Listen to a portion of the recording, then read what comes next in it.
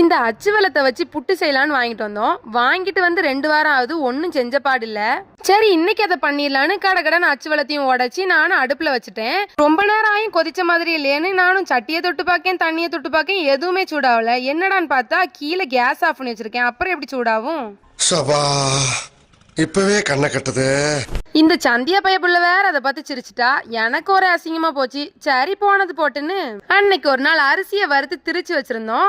அதை வச்சு புட்டையும் பண்ணி முடிச்சாச்சு. அப்புறம் எங்க அம்மா இந்த புட்டு பண்ணும் போதெல்லாம் இந்த மாதிரி தான் கிளாஸை வச்சு பண்ணுவாங்க. நானும் ட்ரை பண்ணி பார்க்கலாமேன்னு ட்ரை பண்ணி பார்த்தேன். ஆனா அது எப்படி வந்திருக்குங்கிறத நீங்களே பாருங்க.